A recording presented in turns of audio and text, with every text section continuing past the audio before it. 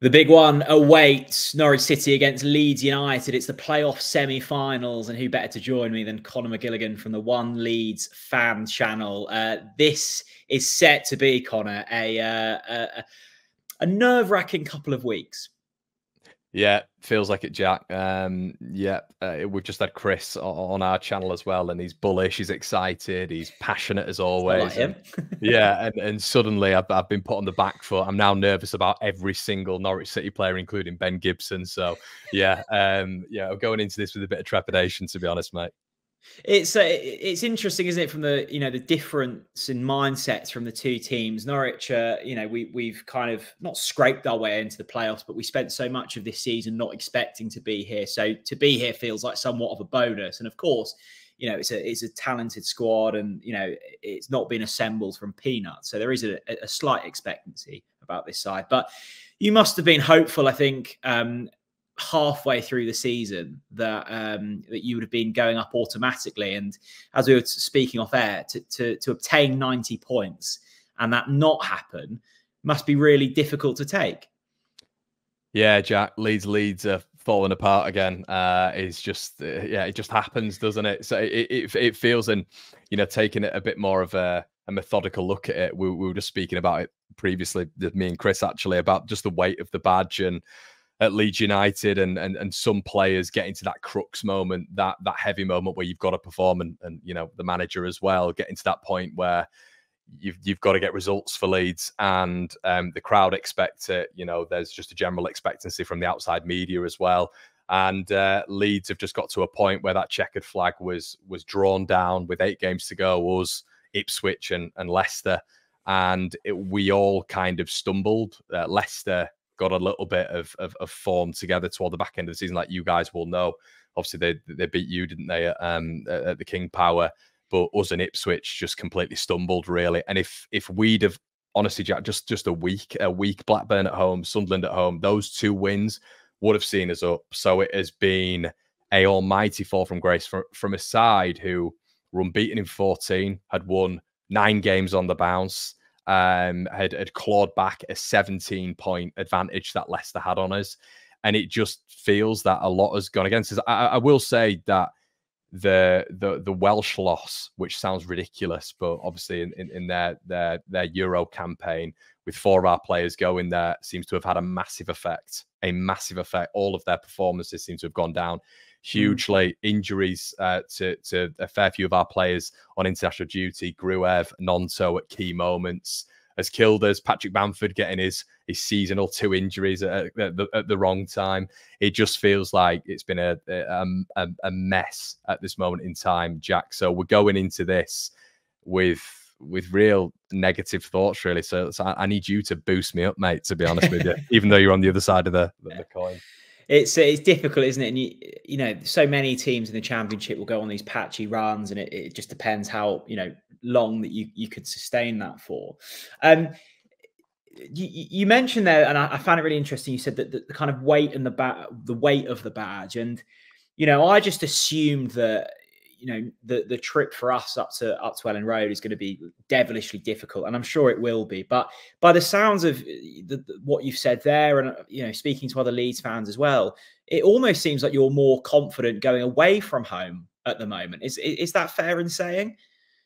Yeah, we were unbeaten at home all season, Jack. You guys came and I thought you actually played quite well. You had the ball for a lot of it, didn't really do much, but we didn't play well that game. We then had Millwall at home. We didn't play well that game. Leeds haven't played well at home for quite a while, but we've managed to get results pre-international break. But post it, losing to Blackburn when they'd just been hammered by Bristol City 5-0, drawing to Sunderland when I think they had 4 losses on the bounce at home. Southampton coming to Ellen Road the other day after 3 successive losses and beating us. QPR, obviously that's away from Ellen Road, but it's still a bit of another nail in the coffin, 4-0. It is just, I don't know what's happened, but it does feel, in answering your question right now, and I've just mentioned QPR, but I was saying previously that a counter-attacking style I think right now fits Leeds. In that midst of bad results, we have gone away to Middlesbrough, who were unbeaten at home in a ridiculous amount of time, and we should have had 6 or 7 goals there. We managed to get 4. That is the blueprint, I think, for the Carrow Road game, and it should be under Daniel Farke. It's, you know, try preserve what you have at the back and make sure the midfield is solid, but counter-attack. And I feel with your back line, a counter-attacking structure with Leeds would aid us massively. But you know that is productive when you're playing away from home. Leeds can't really play at home and be a counter-attacking side. We need to dominate possession. We need to dominate the ball. And it's becoming a big problem for us doing that at this moment in time in terms of just sloppy passing, direct passes going astray, players not being brave on the ball. So yeah, at this moment in time, Jack, it feels productive and proactive for Leeds to be on the front foot away from home, I'd say. I suspect if the neutral were to look at the kind of head-to-heads, particularly from this season, I mean, you've beaten us home and away, you know, you would just assume that you will probably, you know, come through this convincingly. Does the 2 games earlier on in the season give you confidence against us? It did with your co-host in terms of what he was saying. He seemed to think that that was a potential direct representation of what might happen, what may happen in these games. But for me, Jack, they were close games. Yeah. You know, I've had numerous discussions with Leeds fans about this. The game at Carrow Road was for 40 minutes. You guys, in my opinion, we had a couple of chances, but you're the better team. You went 2-0 ahead very, very quickly. I thought Gabby Sarra was dominating the game. We couldn't get to grips with him at all.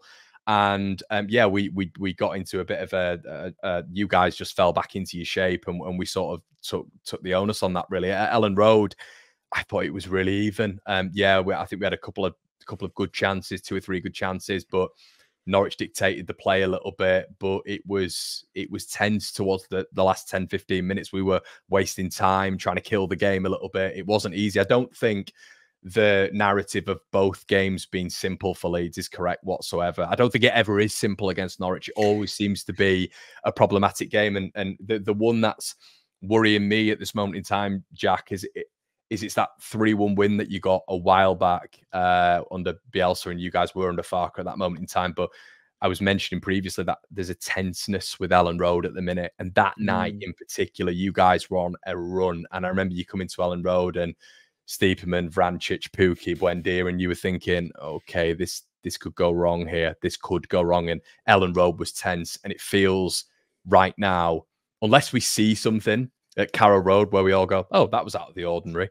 It feels like that second leg at Ellen Road, whatever the outcome, will be extremely tense, which isn't a good scenario for Leeds. Let's talk about Daniel Farke. It feels like it's been somewhat of a mixed campaign. And I guess if you look back to that Leeds squad at the very start of the season, you know, it was in turmoil to an extent, wasn't it? And it felt like Farke had kind of rallied round. And I must say, when you appointed him, I just thought, you know, match made in heaven. For not only Leeds but also Farke. It felt like a club and more so a community that he could get rallying again.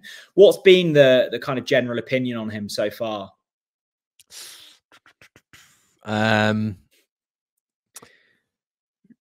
Invariably good, I'd say, and I think a lot of Leeds fans are happy with him. They seem to separate the 90-point total with what's happened post international break. I kind of put them together. I think there's been a lot that he's had to deal with, Jack, to be honest. Yeah. I mean, the 15 players went out at the start of the season. He had to deal with that. Sinistera got caught up in essentially law problems where he was ready to sue Leeds. Nonto said he wasn't going to play for us essentially again. He had to deal with that. Jed Spence had a problem with Farke in the January. He had to deal with that. Charlie Cresswell, another one whose dad had a problem with Daniel Farke's squad selection not involving his son. He had to deal with that. He's had a lot going on really with Leeds. Obviously the new ownership as well in the summer, making Farke the man. But there was a lot of background noise that he wasn't the #1 pick, and it was Brendan Rodgers and Graham Potter and all these sort of unlikely names. But he's had a lot to deal with when it comes to the press and the man management side of things. It strikes me as logistical to look at the patterns and the trends which seem to have carried on from Norwich, really. I don't know if it happened at Borussia Mönchengladbach, but the 4-2-3-1, the tactical stubbornness, the lack of pragmatism, it has followed itself to Leeds. Even though we have got 90 points, I think there's been a lot of a lot of our play that's gone through some of the best players the Championship will ever see, to be honest with you. So I think he's been helped by that. But I think he has problems, Jack. His substitutions wind me up no end. I think he's in the bottom 3 when it comes to minutes per substitution, and we have a lot of talent on the bench who can change games. He seems to be very, very, very stuck to this 4-2-3-1 when I think 4-3-3 would help the side a lot more, but he will not change at any moment. And I think he undervalues a lot of the players who are on the bench, and I think they would affect this Leeds side. So yeah, I think there's a bit of I do like what he's done. I think he's done really well for his first season. There's been a lot of difficult phases to manage, but for me, mate, he has a lot of development in terms of a coach to make, a lot of strides. Yeah, I mean, the themes you mentioned there certainly were part of that at Norwich. And I guess his job at Norwich was difficult in a sense. Like there wasn't as much expectation on him at Norwich, and him as a person. I mean, he was a relative unknown when he sort of joined in 2018. Let me put you down in the dumps even further, Conor. The playoffs haven't been a particularly kind format to Leeds over the years, have they? I mean, that must be, as much as you're trying to shift it from your mind, that must be stuck in there, and you're going, oof, we've been here before and we've been stung before. Yeah, especially with the sort of playoff success, that the relative playoff success that you guys have had as well. When you look at obviously the Wembley final with Middlesbrough, I know they'd beaten you a couple of times that year as well, and you turned it round. And Norwich have almost a good sample size when it comes to that. I mean, we've been in 5 playoffs, I think, in our history, and we've never been successful in any of them. So it comes back to that thing, Jack. Can they?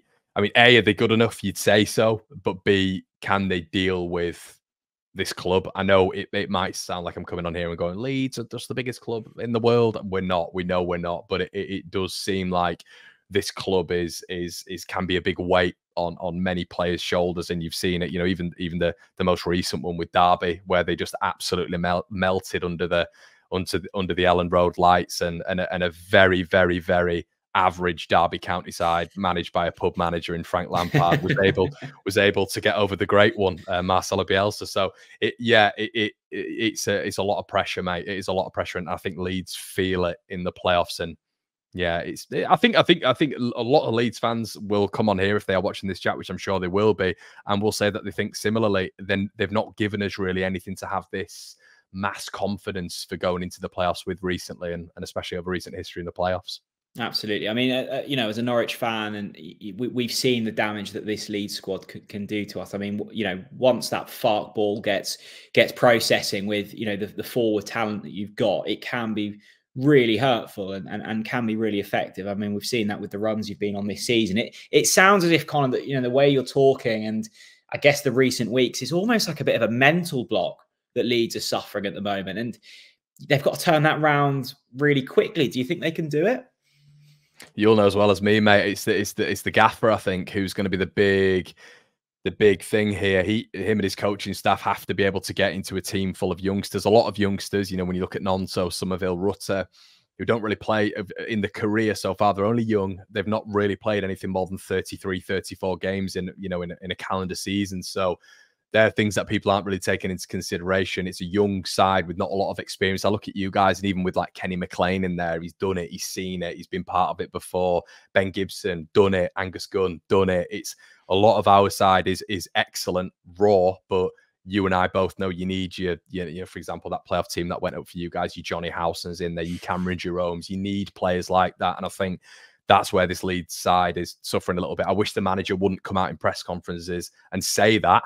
But he will flap his gums a little bit, to be honest, and that is a little bit of a bugbear of mine. But it's definitely a mentality thing, Jack, because caliber-wise, when you're looking at a front four of reality-wise, when you're looking at a front four of Nonso, Somerville, Rutter, and Joe Perreault, there should be no problem here at all.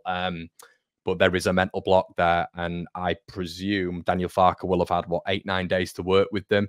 He has to turn this round massively because it feels like they need a boost. And I think the only way you can get that is by freshening things up. But there's a risk there, Jack. You freshen things up too much and that squad synergy isn't there. So, yeah, I think a lot of it is going to be down to the manager. Can he do it? Has he ever been in a playoff structure before? No. So it's going to be a bit of a new challenge for him, to be honest with you. But let's hope he can get it over the line. let's let's try and look ahead to next season. Say if Leeds weren't successful in the playoffs, whether you lose in the semis or in the final, how damaging will that be going forwards with the financial implications, with I guess the sales to some of the players you'll have to make? Does it feel like it needs to happen this season?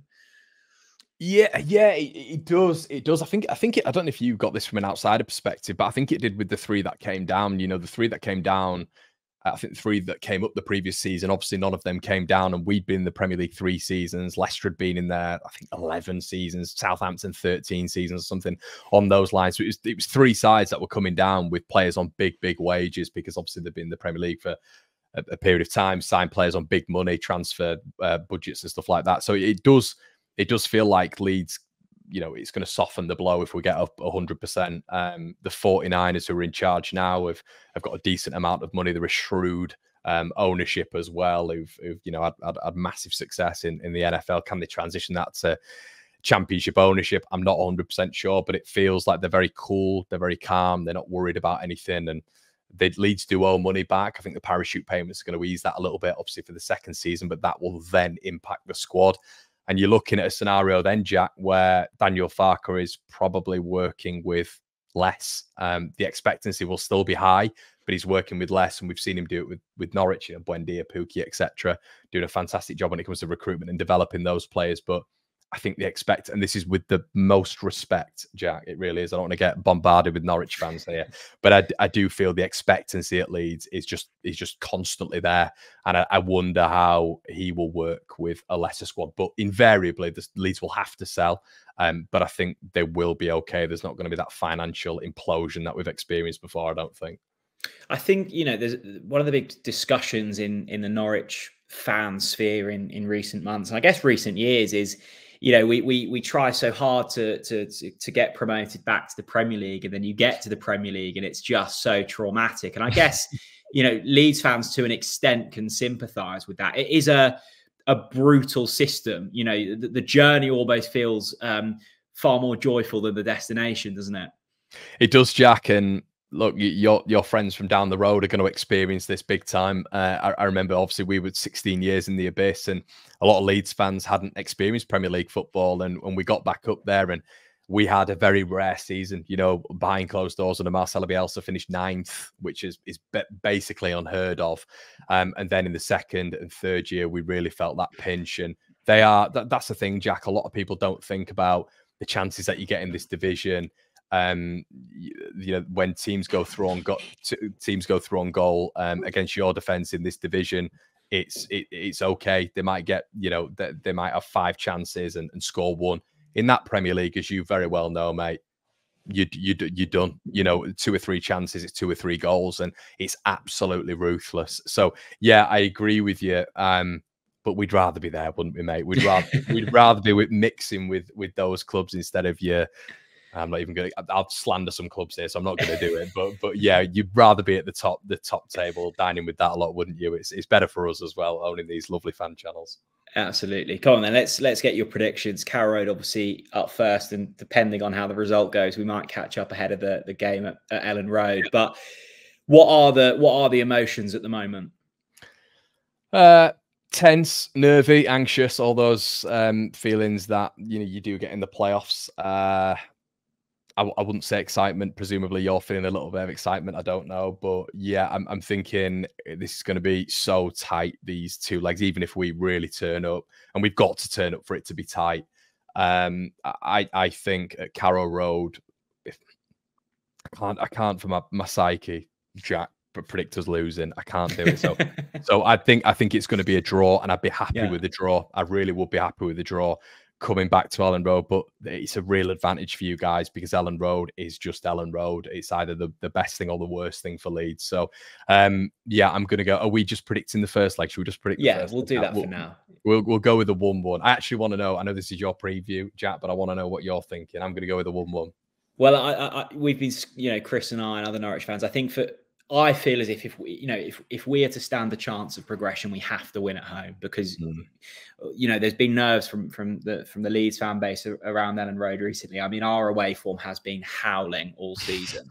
I think we were 19th in terms of our away form in the league. So it feels as if we are to get through, we're going to have an advantage coming to Ellen Road, and based on recent home form, that's not out of the realms of possibility. Just interested, before we finish up, Conor, out of the West Brom, Southampton, and ourselves, who would you have liked to have played most in the semi-finals? You guys, yeah. You guys. Just no real logic behind it, because I think at this moment in time, I think any of you would have an advantage on us. We're the worst team in that bracket form wise at this moment in time, but I think there's just more of a psychological advantage there, Jack, for a team who are mentally battered at this moment in time. Daniel Farke can turn around to them and just say, well, we've beaten this lot twice, you've done it before, whereas the other two, we can't say that. So yeah, at this moment in time, it is Norwich. I think you wouldn't have picked us and we would have picked you. I think that's how I'd put it. I was feeling so good up until that point. I wish I hadn't have asked that question. Conor, thank you so much. 2 massive games lie ahead. We will link the fan channel One Leeds down in the description below. Best of luck, and hopefully speak to you soon. Cheers, mate. See you later, mate. Cheers.